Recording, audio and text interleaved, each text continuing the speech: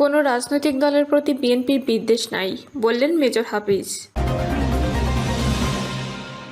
মহানবীকে কটূক্তির অভিযোগে কিশোর গ্রেপ্তার, 13 বাড়িতে ভাঙচুর।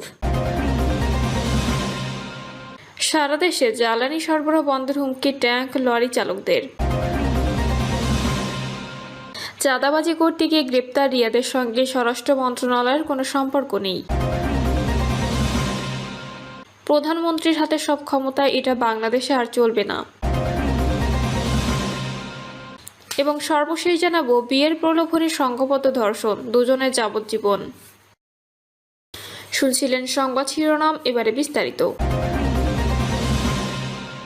কোনো রাজনৈতিক দলের প্রতি বিএনপির বিদ্বেষ নাই, বললেন মেজর হাফিজ। বিএনপির স্থায়ী কমিটির সদস্য মেজর হাফিজ উদ্দিন আহমেদ বলেছেন, এনসিপির এখনও নিবন্ধন হয়নি।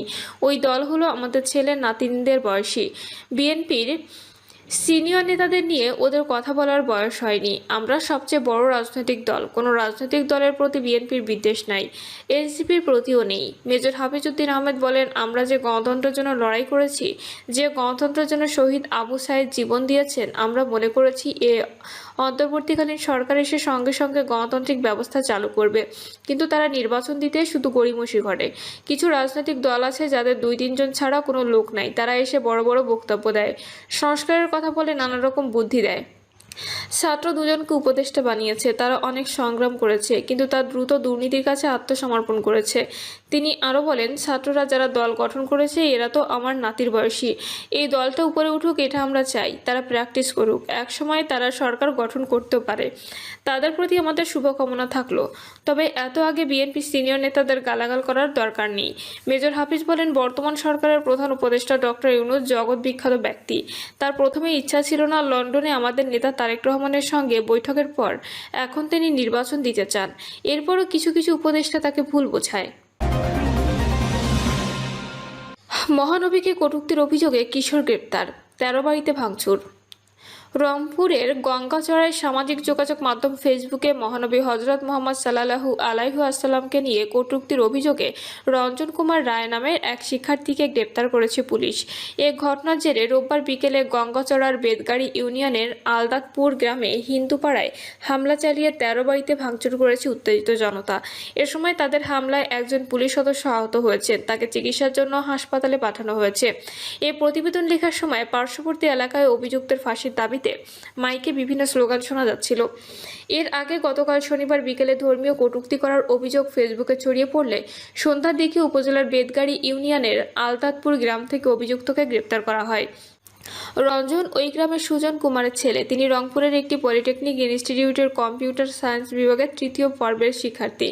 এ ঘটনায় উত্তেজনা ছড়িয়ে পড়ে গঙ্গাচড়া সহ আশপাশের বিভিন্ন এলাকায়।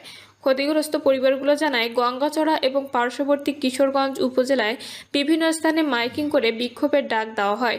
ওই গ্রামের পার্শ্ববর্তী নীলফামারীর কিশোরগঞ্জ উপজেলায় বাংলাবাজার হাটে মাইকিং করে ঘোষণা দেওয়া হয়, আলদাতপুর গ্রামের পার্শ্ববর্তী খিলালগঞ্জ বাজারে তারা একটি মানববন্ধন করবেন। মাইকিংয়ে ঘোষণা দেওয়া হয়, বিক্ষোভকারীরা শুধু গঙ্গাচড়া উপজেলা পর্যন্ত শান্তিপূর্ণ মিছিল করবে, কোনো হিন্দু সম্প্রদায়ের বাড়িতে হামলা করবে না। কিন্তু বিকেলের দিকে স্থানীয় খিলালগঞ্জ বাজারে বিক্ষোভকারীরা জড়ো হয় এবং সেখান থেকে একটি মিছিল আলদাতপুর গ্রামের দিকে আসে। গ্রামে প্রবেশ করে মিছিলটি হঠাৎই স্লোগান দিতে থাকে। উত্তেজিত জনতা 13টি বাড়িতে হামলা ও ভাঙচুর চালায়। ক্ষতিগ্রস্তরা জানায়, হামলাকারীরা বাড়িঘরে জানালা, দরজা, আসবাবপত্র ও ঘরের চাল সহ বিভিন্ন মালামাল ভাঙচুর করেছে। লুট করে নিয়ে গেছে কাপড় চোপড়, নগদ টাকা পয়সা এবং গৃহপালিত ছাগল সহ অন্যান্য সম্পদ। ঘটনার পর থেকেই এলাকায় উত্তেজনা বিরাজ করছে। পরিস্থিতি নিয়ন্ত্রণে আনতে পুলিশ সদস্য মোতায়েন করা হয়েছে, পাশাপাশি সেনাবাহিনীও ঘটনাস্থলে অবস্থান করছে। জানা গেছে, রঞ্জন কুমার নামের ওই শিক্ষার্থী রঞ্জন LRM নামের একটি ফেসবুক আইডি ব্যবহার করে মহানবী সাল্লাল্লাহু আলাইহি ওয়াসাল্লামকে নিয়ে একাধিক অবমাননাকর পোস্ট করেন। গতকাল বিকেলে সেই পোস্টের স্ক্রিনশট সামাজিক যোগাযোগ মাধ্যমে ছড়িয়ে পড়লে উত্তেজনা তৈরি হয়। পরে পুলিশ তাকে বাড়ি থেকে গ্রেপ্তার করে। ঘটনার পর থেকে ওই পাড়ার পুলিশ ও সেনাবাহিনী মোতায়েন ছিল। সারা দেশে জ্বালানি সরবরাহ বন্ধের হুমকি ট্যাঙ্ক লরির চালকদের। আগামী 2রা আগস্টের মধ্যে 6 দফা দাবি না মানলে সারা দেশে জ্বালানি সরবরাহ বন্ধের হুমকি দিয়েছে Bangladesh tank lorry owners association. আগামী ৩রা আগস্ট থেকে নতুন এ কর্মসূচি পালনের ঘোষণা দিয়েছে সংগঠনটি। এক সংবাদ বিজ্ঞপ্তিতে এ তথ্য জানানো হয়েছে। তাদের দাবিগুলোর মধ্যে রয়েছে ট্যাঙ্ক কাভার্ড ভ্যানের মতো ট্যাঙ্ক লরির ইকোনমিক লাইফ ২৫ বছর নির্ধারণ করা যাবে না। ট্যাঙ্ক লরি শুধু জ্বালানি তেল পরিবহন করে, তাদের সারা বাংলাদেশে চলাচলের রুট পারমিট দিতে হবে। আয়কর ১৫,০০০ টাকা থেকে ৩০,০০০ টাকা করার গেজেট বাতিল করতে হবে।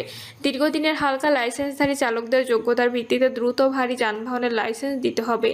পুলিশ হয়রানি বন্ধ করতে হবে এবং পেট্রোল পাম্প ও ট্যাঙ্ক লরি ঐক্য পরিষদের অমীমাংসিত বিষয় দাবি দ্রুত বাস্তবায়ন করতে হবে। চাঁদাবাজি করতে গিয়ে গ্রেপ্তার রিয়াদের সঙ্গে স্বরাষ্ট্র মন্ত্রণালয়ের কোনো সম্পর্ক নেই। সমন্বয়ক পরিচয়ে চাঁদাবাজি করতে গিয়ে গ্রেপ্তার আব্দুর রাজ্জাক বিন সুলাইমানকে কিছু সংবাদ মাধ্যম এবং সোশ্যাল মিডিয়ায় স্বরাষ্ট্র মন্ত্রণালয়ের ছাত্র প্রতিনিধি বলে দাবি করা হয়েছে। এই তথ্য সম্পূর্ণ মিথ্যা বলে জানিয়েছে স্বরাষ্ট্র মন্ত্রণালয়। স্বরাষ্ট্র মন্ত্রণালয়ের জনসংযোগ কর্মকর্তা ফয়সাল হাসান স্বাক্ষরিত প্রতিবাদলিপি এ কথা বলা হয়। এতে বলা হয়, আজ ২৭শে জুলাই বিভিন্ন গণমাধ্যমে চাঁদাবাজ করতে গিয়ে আটক আব্দুর রাজ্জাক বিন সুলাইমান স্বরাষ্ট্র মন্ত্রণালয়ের ছাত্র প্রতিনিধি শিরোনামে প্রকাশিত সংবাদটি স্বরাষ্ট্র মন্ত্রণালয়ের নজরে এসেছে। সংবাদটি মিথ্যা এবং এর কোনো বিশ্বাসযোগ্যতা নেই। স্বরাষ্ট্র মন্ত্রণালয়ে আব্দুর রাজ্জাক বিন সুলাইমান নামের কোনো ছাত্র প্রতিনিধি বা কোনো ধরনের প্রতিনিধির অস্তিত্ব নেই। মন্ত্রণালয়ের নাম ব্যবহার করে কেউ কোনো অপরাধ বা রাষ্ট্রবিরোধী কর্মকাণ্ডে লিপ্ত হলে তার দায়ভার সংশ্লিষ্ট ব্যক্তি বহন করবে। এর সঙ্গে স্বরাষ্ট্র মন্ত্রণালয়ের কোনো সংশ্লিষ্টতা নেই। প্রতিবাদলিপিতে আরও বলা হয়েছে, বর্তমান অন্তর্বর্তীকালীন সরকার গণমাধ্যমের স্বাধীনতার বিশ্বাসী, তবে একই সঙ্গে গণমাধ্যমের কাছে দায়িত্বশীল আচরণ প্রত্যাশা করে। ভবিষ্যতে এ ধরনের সংবাদ প্রকাশ করার আগে পুঙ্খানুপুঙ্খরূপে যাচাই বাছাই এবং আরও দায়িত্বশীল ও সতর্ক হওয়ার জন্য গণমাধ্যম সমূহকে অনুরোধ করা যাচ্ছে। প্রধানমন্ত্রীর হাতে সব ক্ষমতা, এটা বাংলাদেশে আর চলবে না। গণসংহতি আন্দোলনের প্রধান সমন্বয়কারী জুনায়েদ সাকি বলেছেন, একজন প্রধানমন্ত্রী হলে সব ক্ষমতা তার হাতে, এটা আর বাংলাদেশে চলবে না। আমাদের সংসদ হাত তোলা এমপি সংসদ হয়ে যায়, তাই ক্ষমতা ভারসাম্যের জন্য ৭০ অনুচ্ছেদের শৃঙ্খল বন্ধ করতে হবে। তিনি বলেন, উচ্চকক্ষ ও নিম্নকক্ষ নিয়ে পার্লামেন্ট করতে হবে। সাংবিধানিক পদে নিয়োগের ক্ষমতা প্রধানমন্ত্রীর হাতে থাকবে না।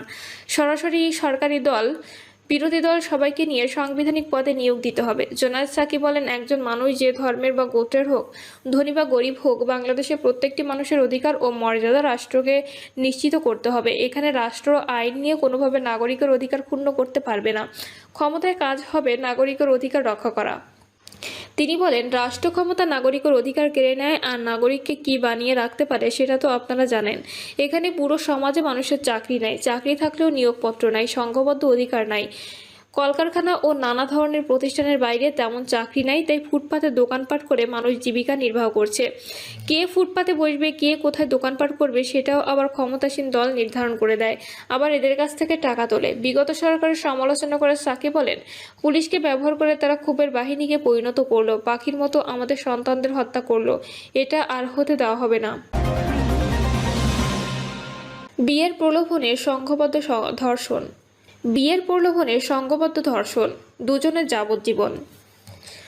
নওগাঁয় এক নারীকে বিয়ের প্রলোভনে অপহরণ করে সংঘবদ্ধ ধর্ষণের অভিযোগ ২ আসামি যাবজ্জীবন সশ্রম কারাদণ্ড দিয়েছে আদালত। একই সঙ্গে ১ লাখ টাকা অর্থদণ্ড অনাদায়ে আরও ৬ মাসের বিনাশ্রম কারাদণ্ড প্রদান করা হয়।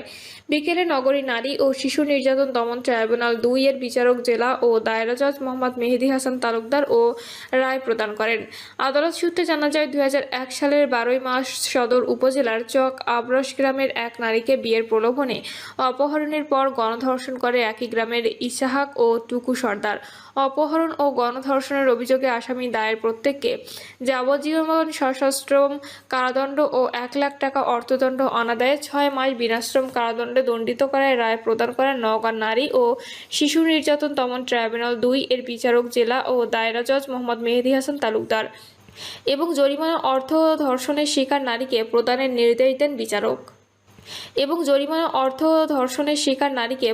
নির্দেশ দেন বিচারক। প্রিয় দর্শক, এই ছিল এখনকার সর্বশেষ সংবাদ। আপডেট সব সংবাদ পেতে চ্যানেলটি সাবস্ক্রাইব করে বেল আইকনটি ক্লিক করে রাখুন।